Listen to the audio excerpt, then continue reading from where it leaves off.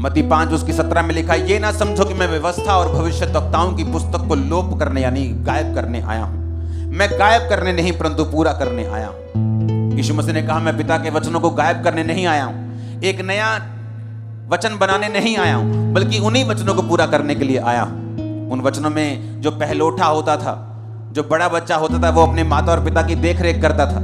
तो यीशु मसीह क्रूज पर लटके हुए भी अपने वचन से वो हटे नहीं, अपनी ड्यूटी नहीं भूले। और सामने वाले चेले को जो यूहन्ना था, कहा, हे यूहन्ना, ये तेरी माता है। हिंदी में लिखा हे नारी, लेकिन वो हे नारी नहीं है ओरिजिनल भाषा में। वो एक ऐसा शब्द है यूनानी भाषा में जो किसी औरत के लिए तब लिया जाता है जब कोई आदमी उसकी बहुत इज्जत करता है। इंग्लिश में लिखा वुमेन, ओ वुमेन, हिंदी में लिखा ए नारी। ए नारी, जब मैं आपको बोलूं ए नारी, तो कई बार ये इतना रिस्पेक्टेबल नहीं लगता, लेकिन यीशु मसीह ने जो शब्दों का प्रयोग किया यूनानी भाषा में, जो ओरिजिनल बाइबल लिखी गई है, जो ओरिजिनल वचन जिस भाषा में लिखा गया है, उस भाषा में उस वचन का मतलब था रिस्पेक्टफुल। एक औरत जैसे परमेश्वर अपनी माँ को देख रहे थे, परमेश्वर ने कहा ये तेरा पुत्र है, और उसको कहा यूहन्ना चेले को कि ये तेरी माता है। और बाइबल कहती है वो चेला उसी समय उस माता को, जो परमेश्वर की अम्मा को, अपने घर में ले गया।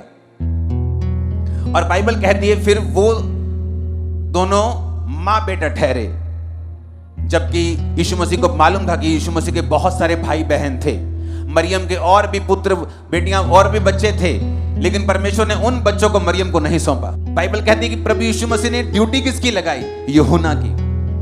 क्या यूहन्ना उसकी कोख से जन्मा हुआ था? नहीं, लेकिन यीशु मसीह क्रूस पर भी आपको एक मैसेज दे रहे थे।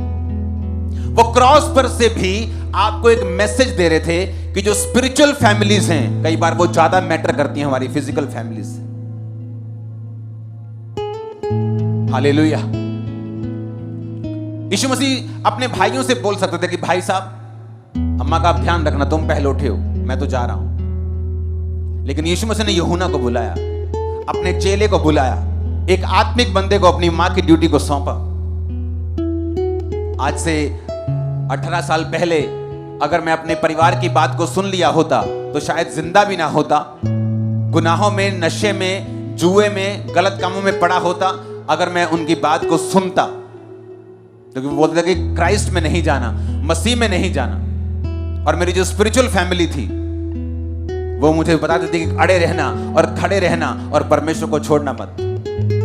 कई बार आपकी जो स्पिरिचुअल फैमिलीज हैं, क्योंकि जो परमेश्वर का मकसद है, जो परमेश्वर की बुलाहट और टारगेट है, वो परमेश्वर आपके मेंटर के मुंह से, आपके पास्टर के मुंह से, आपकी चर्च के मुंह से, वहां से वो आपके दिल में डालता है और आपसे वो बात करता है। पवित्र आत्मा आपके सेवक के जरिए से आपसे बात करता है, आपकी स्पिरिचुअल फैमिली के जरिए से। क्योंकि जो टारगेट, जो बुलाहट है, वो एक कॉन्टेक्ट पॉइंट है, वो एक जरिया है उसे पूरा करने का आपकी लाइफ में। और कई बार हमें अपनी फिजिकल फैमिलीज को इग्नोर करते हुए भी उनकी बात को सुनना पड़ता है, क्योंकि हमें पता है अगर हम उनकी बात को नहीं सुनेंगे, अगर मैं उस समय अपनी स्पिरिचुअल फैमिली की बात को ना सुनता और अपनी फैमिली की बात को सुनता, तो आज वो भी बचाए ना जाते, मैं भी ना बचाया होता, आप लोग भी यहां नहीं बैठे होते।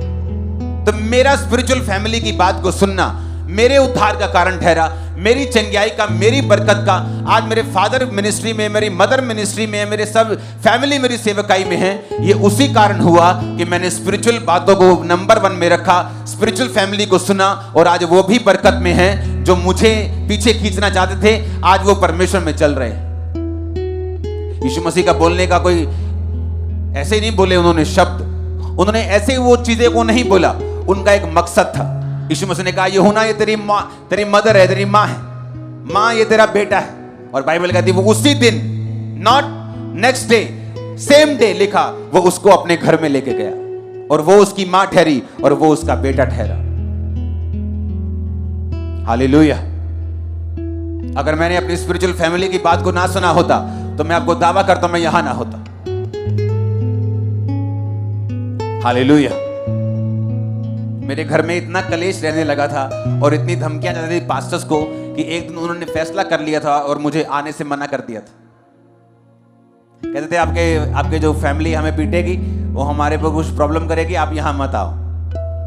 लेकिन जो ग्रुप के मेंबर्स थे हमारे, हम मिलते थे छुप छुप के, प्रेयर करते थे और हम फोर्सफुली ये साबित करने में लगे थे कि नहीं, हमें चर्च नहीं छोड़ना है। और वही हुआ, मैं जीता, खुदा जीता और शैतान हारा। इमेजिन करो, खुद उन्होंने मना कर दिया था फोन करके कि यहाँ मत आना। और मेरे जो टीम मेंबर्स उनको बोल दिया था कि अंकुर को बोलो कि ना तो अपनी ऑफरिंग लाए, क्योंकि ये ऑफरिंग अगर मना नहीं लेके आएगा चर्च में तो घर वाले बरकत नहीं पाएंगे, जब बरकत उड़ेगी तो अपने आप अकल आ जाएगी।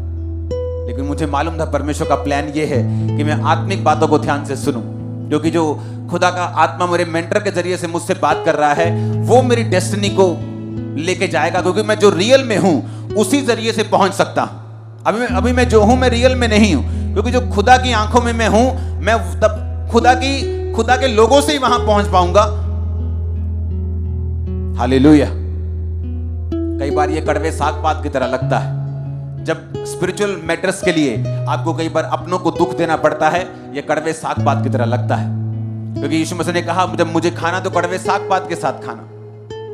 कई बार जब जीसस क्राइस्ट के वचनों को मानना पड़ता है तो कई बार एक कड़वाहट के साथ हमें चलना पड़ता है, और लोग नाराज होते हैं, फैमिली नाराज होती है, अपने नाराज हो जाते हैं। लेकिन आपको यह मालूम होना चाहिए कि अगर आप परमेश्वर की बात को, अगर आप अपने आत्मिक मेंटर की आवाज को सुनेंगे तो आप फिर वहां पहुंचेंगे जहां आपकी फैमिली सबसे ज्यादा आप ही के कारण ब्लेस्ड होगी।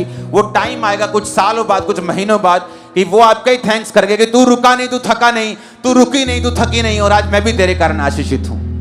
ये थे जीसस के शब्द जो उसने कहा, मरियम, हे नारी, ये तेरा बेटा, यूहन्ना, दिस इज योर मदर, ये तेरी माता है।